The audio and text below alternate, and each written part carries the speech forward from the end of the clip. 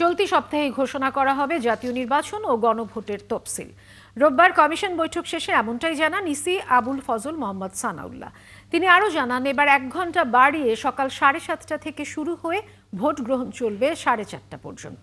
আর যথারীতি আগের রাতের কেন্দ্রে পৌঁছবে ব্যালট। পদে থেকে উপদেষ্টাদের ভোটে দাঁড়ানোর বিপক্ষে ইসি। ফরহাদ ইবনে মালেকের প্রতিবেদনে বিস্তারিত। জাতীয় নির্বাচন ও গণভোটের তফসিল ঘোষণা, নির্বাচনের প্রস্তুতি ও আইন শৃঙ্খলা সহ নানা বিষয় নিয়ে 10ম সভার আয়োজন করে নির্বাচন কমিশন। প্রায় 5 ঘন্টার সভা শেষে বিস্তারিত তুলে ধরেন ইসি সানাউল্লাহ। বলেন, চলতি সপ্তাহেই ঘোষণা করা হবে জাতীয় নির্বাচন ও গণভোটের তফসিল। ত্রয়োদশ জাতীয় সংসদ নির্বাচন এবং গণভোটের তফসিল ঘোষণা করা হবে। যেমনটি আমাদের মাননীয় প্রধান নির্বাচন কমিশনার মহোদয় বলেছেন, এই সপ্তাহের মধ্যেই কোনো এক সময় আমরা তফসিল ঘোষণা করব। একই দিনে 2টি ভোটের আয়োজন করার কথা মাথায় রেখে কমিশন এবার ভোটের সময় বাড়াচ্ছে 1 ঘন্টা। বাড়ানো হবে গোপন কক্ষের সংখ্যাও। যে সকল কক্ষে স্থান সংকুলন হবে সে সকল কক্ষে একাধিক আপনার মার্কিং প্লেস অর্থাৎ সিক্রেট বুথ আর বাড়ানোর জায়গা নাই, সেখানে প্রয়োজনে একটা আলাদা বুথই করতে হবে। আমরা ভোটের সময় 1 ঘন্টা বাড়ানোর সিদ্ধান্ত নিয়েছি, সকালে আধা ঘন্টা এবং বিকেলে আধা ঘন্টা। অর্থাৎ এখন ভোট শুরু হবে সকাল 7:30টায় এবং চলবে বিকাল 4:30 পর্যন্ত। দ্বাদশ সংসদ নির্বাচনে ভোটের দিনে সকালে কেন্দ্রে ব্যালট পেপার পৌঁছানো হলেও এবার কমিশন আবার হাঁটছে পুরনো পথে। ভোট কেন্দ্রে ব্যালট পেপার যাবে নির্বাচনের আগের দিন রাতেই। নির্বাচন সামগ্রীর ব্যাপারে আলোচনা হয়েছে। আমরা সিদ্ধান্ত নিয়েছি নির্বাচন সামগ্রী আগের মতো আগের রাতেই সকল কেন্দ্রে পৌঁছে যাবে, ব্যালট পেপার সহ। এছাড়া নিবন্ধিত ও কার্যক্রম নিষিদ্ধ নয় এমন সব রাজনৈতিক দলই আগামী নির্বাচনে অংশ নিতে পারবে বলে জানিয়েছে কমিশন। আইন যাদেরকে পারমিট করবে তারা ভোটে অংশগ্রহণ করবেন। উপদেষ্টাদের স্বপদে বহাল থাকা অবস্থায় নির্বাচনে অংশ নেবার সুযোগ নেই বলেও ইঙ্গিত কমিশনের। ফরহাদ ইবনে মালেক, 71, ঢাকা। ফেব্রুয়ারির প্রথমার্ধে জাতীয় নির্বাচন ও একই দিনে গণভোট আয়োজনের জন্য কমিশন সম্পূর্ণ প্রস্তুত বলে প্রধান উপদেষ্টা প্রফেসর মোহাম্মদ ইউনূসকে জানিয়েছেন প্রধান নির্বাচন কমিশনার AM নাসিরউদ্দিন। এদিকে প্রধান উপদেষ্টা জানিয়েছেন, ফেব্রুয়ারির প্রথমার্ধে জাতিকে ইতিহাসের সেরা নির্বাচন উপহার দেওয়ার প্রত্যয়ে এগিয়ে চলছে সরকার। বিস্তারিত জানাচ্ছেন নাদিয়া শারমিন। রোববার সন্ধ্যায় রাষ্ট্রীয় অতিথি ভবন যমুনায় প্রধান উপদেষ্টার সাথে সাক্ষাৎ করেন প্রধান নির্বাচন কমিশনার নাসিরউদ্দিনের নেতৃত্বে 6 সদস্যের একটি দল। এ সময় জাতীয় সংসদ নির্বাচন ও গণভোটের প্রস্তুতি সঠিক ও সুন্দরভাবে এগোচ্ছে বলে প্রধান উপদেষ্টাকে জানান সিইসি। ফেব্রুয়ারির প্রথমার্ধে জাতীয় নির্বাচন ও একই দিনে গণভোট আয়োজনের জন্য কমিশন সম্পূর্ণ প্রস্তুত বলেও জানান তিনি। সিইসি জানান, ইতোমধ্যে নাগরিকরা নির্বাচনী কর্মকাণ্ডে নিজেদেরকে সম্পৃক্ত করেছেন, যা দেশে নির্বাচনী আমেজ সৃষ্টি করেছে। এ সময় প্রধান উপদেষ্টা ডক্টর মোহাম্মদ ইউনূস বলেন, জাতির এই প্রতীক্ষিত নির্বাচনে চালকের আসনে নির্বাচন কমিশন কাঙ্ক্ষিত লক্ষ্যে পৌঁছাতেই হবে। জাতিকে একটি সুন্দর নির্বাচন উপহার দিতে অন্তর্বর্তীকালীন সরকার প্রতিশ্রুতিবদ্ধ। ফেব্রুয়ারির প্রথমার্ধে জাতিকে ইতিহাসের সেরা নির্বাচন দেওয়ার প্রত্যয়ে এগিয়ে চলেছে সরকার। নাদিয়া শারমিন, 71, ঢাকা। দেশে ষড়যন্ত্র হচ্ছে, সামনে কঠিন সময়। জনগণকে সঙ্গে নিয়ে এই ষড়যন্ত্র মোকাবেলা করা হবে বলে মন্তব্য করলেন বিএনপির ভারপ্রাপ্ত চেয়ারম্যান তারেক রহমান। রোববার দেশ গড়ার পরিকল্পনা শীর্ষক কর্মসূচিতে ভার্চুয়ালি যোগ দিয়ে তিনি আরও বলেন, ভোট চাইতে গিয়ে অনেকে জান্নাতের টিকিট বিক্রি করছে। জনগণের রায়ে রাষ্ট্র ক্ষমতায় গেলে দুর্নীতিমুক্ত দেশ গড়ার প্রতিশ্রুতি দেন তারেক রহমান। শফিকুল হকের প্রতিবেদন। বিজয়ের মাসে ভিন্নধর্মী এক কর্মসূচি হাতে নিয়েছে বিএনপি। নির্বাচনকে সামনে রেখে রোববার দেশ গড়ার পরিকল্পনার শীর্ষক এই কর্মসূচির উদ্বোধন করেন দলটির মহাসচিব মির্জা ফখরুল ইসলাম আলমগীর। জুলাই গণ অভ্যুত্থান জনগণের মানসিকতায় পরিবর্তন এনেছে জানিয়ে উদ্বোধনী বক্তব্যে তিনি জানান, দেশের প্রতিষ্ঠানগুলো নতুন করে গড়ে তোলাই বিএনপির মূল লক্ষ্য। আজকে আমাদের বিরুদ্ধে বিভিন্ন রকম চক্রান্ত হয়, প্রচারণা চলে, অপপ্রচার চলে। সবচেয়ে বড় যে একটা অপপ্রচার চলছে, এই অপপ্রচারের বিরুদ্ধে কিন্তু আমাদেরকে কাজ করতে হবে। এই আয়োজনের প্রধান অতিথি দলের ভারপ্রাপ্ত চেয়ারম্যান তারেক রহমান। লন্ডন থেকে ভার্চুয়ালি যুক্ত হয়ে প্রধান অতিথির বক্তব্য দেন তিনি। দেশ এবং জাতিকে যদি নেতৃত্ব দিতে হয় তাহলে অবশ্যই একটি পরিকল্পনা আমাদের সামনে থাকতে হবে। তিনি বলেন, মানুষের ভাগ্য পরিবর্তনই সবচেয়ে বড় সংস্কার, যার মধ্য দিয়ে দেশের ভাগ্য পরিবর্তন হবে। মানুষের ভাগ্যের পরিবর্তন ঘটা মানে দেশের ভাগ্যের পরিবর্তন ঘটবে। দেশের চলমান সংকট থেকে উত্তরণ আর ষড়যন্ত্র রুখতে গণতন্ত্র প্রতিষ্ঠার বিকল্প দেখছেন না বিএনপির এই হাইকমান্ড। সামনে অনেক কঠিন সময়ে অপেক্ষা করছে আমাদের জন্য। বিভিন্নভাবে বিভিন্ন রকম ষড়যন্ত্র বিভিন্ন জায়গায় হচ্ছে। এই ষড়যন্ত্র রুখে দিতে পারে এই দেশের জনগণ, এবং এই ষড়যন্ত্র জনগণকে নিয়ে সাথে রুখে দিতে পারে বিএনপি, বাংলাদেশ জাতীয়তাবাদী দল। এই ষড়যন্ত্র রুখে দেবার একমাত্র উপায় হচ্ছে গণতন্ত্র এবং গণতন্ত্র। বিএনপির বিরুদ্ধে অনেকেই পতিত সরকারের সুরে কথা বলছে, এমন অভিযোগ করেন তারেক রহমান। বলেন, যারা এসব করছেন তারাই একসময় বিএনপির সরকারের অংশ ছিল। মিথ্যে প্রতিশ্রুতি দিয়ে ভোট চাওয়ার সমালোচনাও করেন তিনি। একটি রাজনৈতিক দলের কিছু ব্যক্তি বা বেশ কিছু ব্যক্তি বিভিন্ন জিনিসের টিকিট বিক্রি করে বেড়াচ্ছে, বিভিন্ন জিনিসের কনফার্মেশন দিয়ে বেড়াচ্ছে। দোজক, বেহেশত, দুনিয়া সবকিছুর মালিক আল্লাহ। যেটার মালিক আল্লাহ, যেটার কথা একমাত্র আল্লাহ তাআলাই বলতে পারে, সেখানে যদি আমি কিছু বলতে চাই, আমার নর্মাল দৃষ্টিকোণ থেকে আমি বুঝি যে সেটি হচ্ছে শিরক। সেটি হচ্ছে শিরকের পর্যায়ে পড়ে।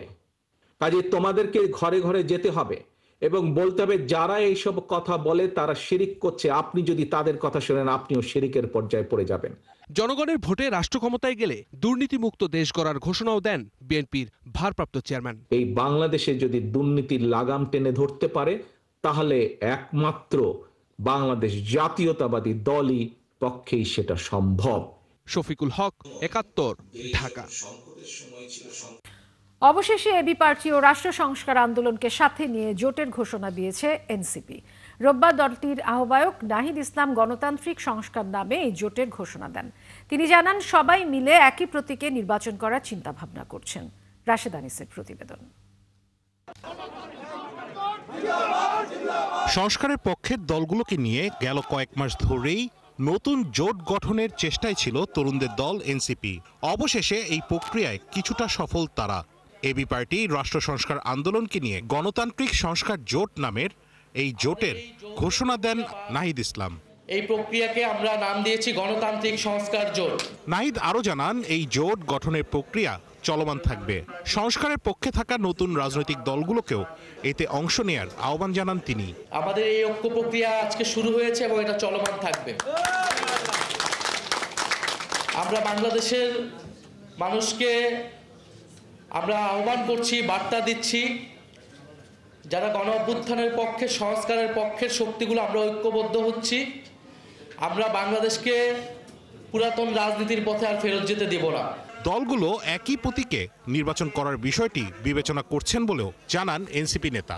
আমরা এটা প্রত্যাশা রাখছি যে আমরা একটা প্রতীকেই, একটা বাক্সে আমরা আমাদের যে সমর্থনগুলো রয়েছে সারা দেশে সেটাকে আনতে পারবো। এটা আমাদের দুর্ভাগ্য ছিল, আমাদের সীমাবদ্ধতা ছিল যে আমরা ঐক্যবদ্ধ হতে পারি নাই। আমরা পুরাতন পন্থী দলগুলোর সাথে নানা সমঝোতা করে সংস্কার প্রক্রিয়া বাস্তবায়ন করার চেষ্টা করেছিলাম। এটা আমাদের অন্যতম একটা ভুল ছিল। এবি পার্টি ও রাষ্ট্র সংস্কার আন্দোলনের নেতারা বলেন, পুরনো রাজনীতির উপর মানুষের মোহভঙ্গ হয়েছে, তাই এই নতুন জোট। নতুনরা নতুনভাবে, নতুন ভাষায়, নতুন প্রতিবাদে এই ফ্যাসিবাদকে চ্যালেঞ্জ করেছিল বলেই নতুন একটা বাংলাদেশের সূর্যোদয় আমরা দেখি। আকাঙ্ক্ষার বাংলাদেশ গড়ে তোলার জন্য একটা কর্মসূচি নিয়ে আমরা প্রাথমিকভাবে এই ৩ সংগঠন যাত্রা করছি। নেতারা বলেন, আসন সমঝোতা নিয়ে যে কোনো প্রস্তাব প্রত্যাখ্যান করেন তারা। যে অফার বিভিন্ন দল থেকে আসছে আমরা সেগুলোকে সাদরে প্রত্যাখ্যান করি। রাশেদ আনিস, ৭১, ঢাকা। ১৫ দিন ধরে বেসরকারি হাসপাতাল এভার কেয়ারে চিকিৎসাধীন বিএনপি চেয়ারপারসন বেগম খালেদা জিয়া। আর সিসিইউতে ভর্তি হওয়ার ১১ দিন চলছে। আজও দূর দূরান্ত থেকে সাবেক প্রধানমন্ত্রীর খোঁজ নিতে আসেন অনেকেই। বেগম জিয়ার স্বাস্থ্য পরিস্থিতি অপরিবর্তিত রয়েছে বলে হাসপাতাল সূত্রে জানা গেছে। আরও জানাচ্ছেন মাহিলা ইসলাম। গত ২৩ নভেম্বর শারীরিক নানা জটিলতা নিয়ে এভার কেয়ারে ভর্তি হন বিএনপি চেয়ারপারসন বেগম খালেদা জিয়া। এরপর শারীরিক অবস্থার আরও অবনতি হলে সিসিইউতে স্থানান্তর করা হয় তাকে। গত ১১ দিন ধরে এই অবস্থাতেই আছেন সাবেক এই প্রধানমন্ত্রী। চিকিৎসকরা জানিয়েছেন বেগম জিয়ার স্বাস্থ্যের অবস্থা আরেকটু ভালো হলেই বিদেশ নেয়ার ব্যবস্থা করা হবে। এ নিয়ে আজও কোনো আপডেট নেই। এদিনেও দেশের নানা প্রান্ত থেকে এসেছেন কেউ। তাদের আশা শীঘ্রই সুস্থ হয়ে উঠবেন প্রিয় নেত্রী। আমি জানি যে এখানে আসলে আমরা ম্যাডামকে দেখতে পাবো না, অনেক ভিআইপিও আসে কিন্তু ম্যাডামকে দেখতে পারে না। তারপরও আসি, মানে একটা খালেদা জিয়া, দেশনেত্রী বেগম খালেদা জিয়া আমাদের একটা আবেগের জায়গা, একটা অনুভূতির জায়গা, যে জায়গাটায় আমরা এখানে দেখতে পারবো না জানা সত্ত্বেও আমরা এখানে আসি। 400 কিলোমিটার দূর রাঙামাটি থেকে আসছি। আমি একজন বিএনপি ছাত্রদল সমর্থিত, তো আমি ম্যাডামকে দেখবো না জানার পরেও আমি মনের টান থেকে এখানে এসে উপস্থিত হয়েছি। আমাদের নেত্রী আসলে আজকে অনেক দিন যাবৎ উনি অসুস্থ, এক কথায় মৃত্যুর সঙ্গে পাঞ্জা করছেন। আমরা তৃণমূলের কর্মী হিসেবে ম্যাডামের জন্য আমাদের আবেগ আছে। লন্ডন থেকে ঢাকায় এসে গত শুক্রবার থেকেই শাশুড়ির পাশে আছেন তারেক পত্নী ডাক্তার জুবাইদা রহমান। দুপুরের পর নিয়ম করে আজও এভার কেয়ারে আসেন বিএনপির ভারপ্রাপ্ত চেয়ারম্যানের সহধর্মিণী। মাহিলা ইসলাম, ৭১, ঢাকা। সাবেক রাষ্ট্রপতি আব্দুল হামিদের বিরুদ্ধে অবৈধ সম্পদ অর্জন সহ নানা অভিযোগে অনুসন্ধানে নেমেছে দুদক।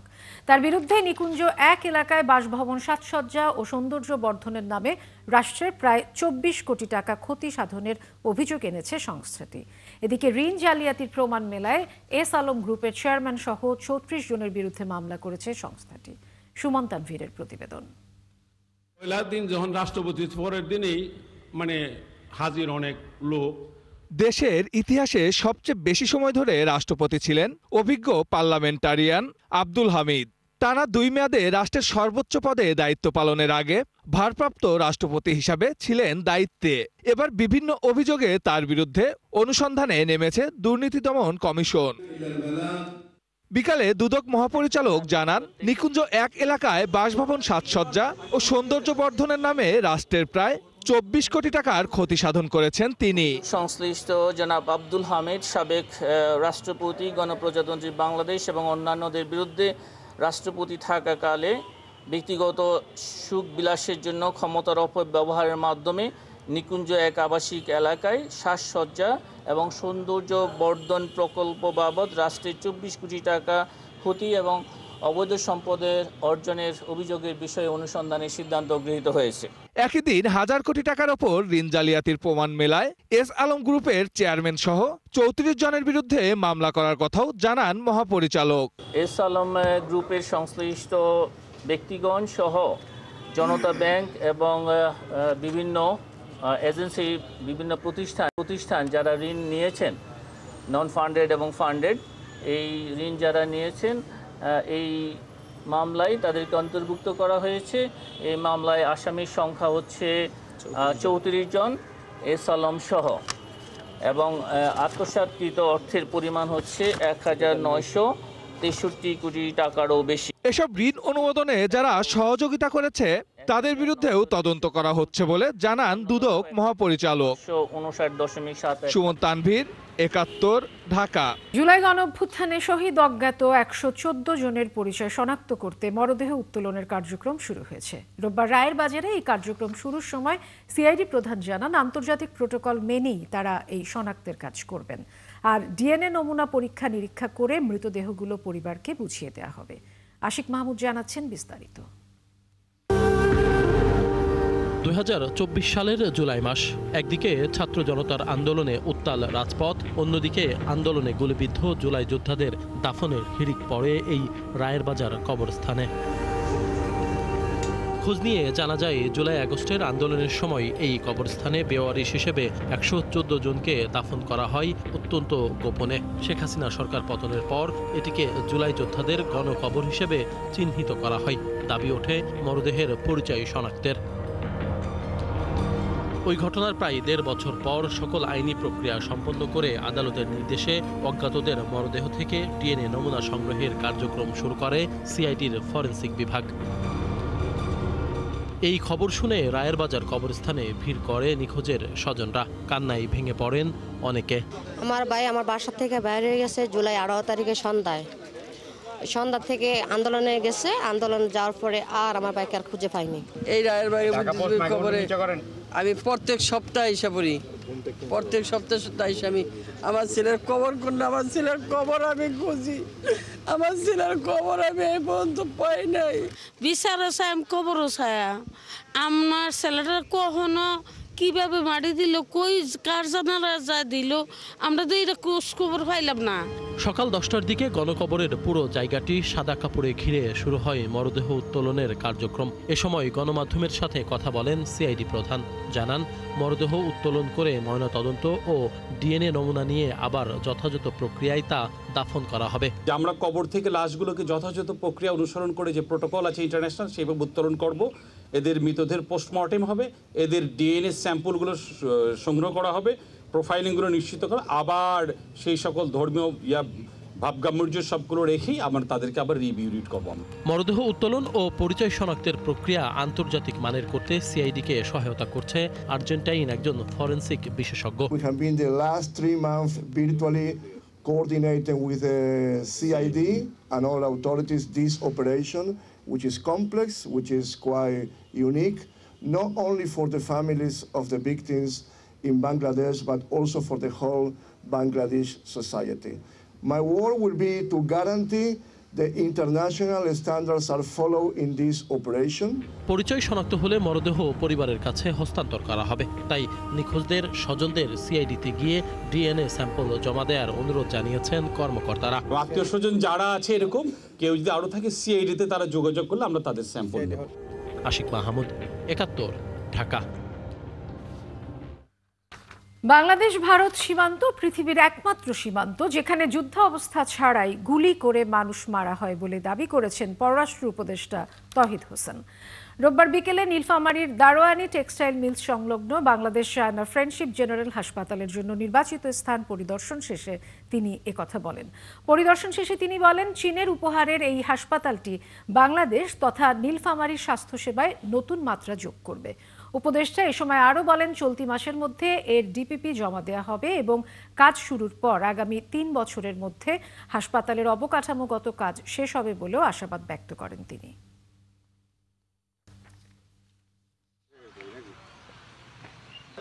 আমি সবসময়ই বলি, আপনারা হয়তো শুনেছেন, আমি কিন্তু যখন সরকারের এই দায়িত্বে ছিলাম না তখন আমি সবসময় এই কথা বলেছি যে এটা হচ্ছে বাংলাদেশ ভারত সীমানা হচ্ছে পৃথিবীর একমাত্র সীমান্ত যেখানে যুদ্ধাবস্থা নেই অথচ মানুষকে গুলি করে মারা হয়।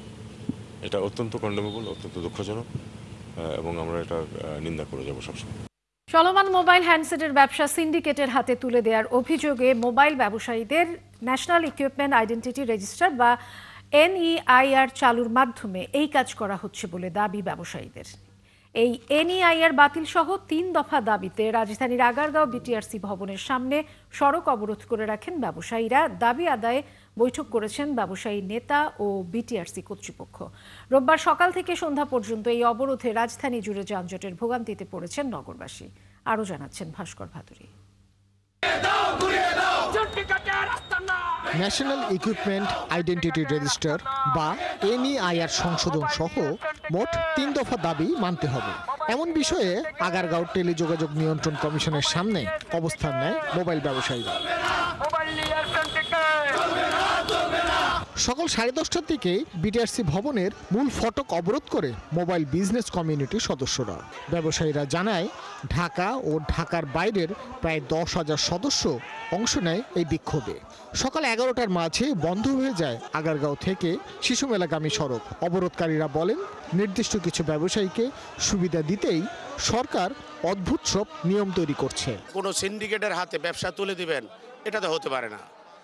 আমরা গভর্নমেন্টকে ব্যাড ট্যাক্স দিতে চাই, আমাদের আমদানি করতে চাই, আমদানি করার ওয়েগুলা আমাদের তৈরি করে দেন। আপনি যদি NIR সিস্টেম চালু করতে হয়, এই জাতিকে আপনার জানাতে হবে এটার ভালো দিকগুলি এবং খারাপ দিকগুলি।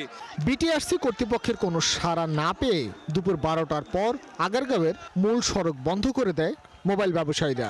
প্রায় দিনভর বন্ধ থাকে এই সড়ক। কর 57% হোক, 100% হোক আর 10% হোক, এই করের টাকাটা কিন্তু আমাদের যে মোবাইল যে যখন ইম্পোর্ট হবে তখন কিন্তু এর যে কস্টিং প্রাইস তার সাথে হলো অ্যাড হয়ে যাবে। অ্যাড হওয়ার পর ফাইনালি কিন্তু ভোক্তাকে ওই প্রাইসটা কিন্তু পে করতে হবে। সো এখানে যে পরিমাণ অ্যাকচুয়ালি কর বা ট্যাক্স, এটা এখন একটা মৌলিক প্রোডাক্ট, এই প্রোডাক্টটার সাথে এত পরিমাণ ট্যাক্স আসলে কনজিউমার লেভেলে আসলে এফোর্ড করার মতো না। আমরাও ব্যাড ট্যাক্স দিতে চাই, তবে সেটা ট্যাক্স দিতে চাই সেটা পার্শ্ববর্তী দেশের সাথে মিল রেখে 8 থেকে 10%। আমরা ট্যাক্স ছাড়া ব্যবসা করতে চাই না। আমাদের দাবি দাওয়া যদি আজকে মেনে নেয় আমরা আজকেই অবরোধ তুলে নেব। বিটিআরসি ভবনের সামনে অবরোধ এবং অবস্থান কর্মসূচি চলছে। মোবাইল বিজনেস কমিউনিটি সংগঠনটির সদস্যরা বলছেন, কোনো ধরনের চিন্তা না করে কিংবা ভবিষ্যতের কথা মাথায় না রেখেই সরকার যে সিদ্ধান্ত নিয়েছে সে সিদ্ধান্তের ফলে চরমভাবে ভুক্তভোগী হবে গ্রাহকরাই।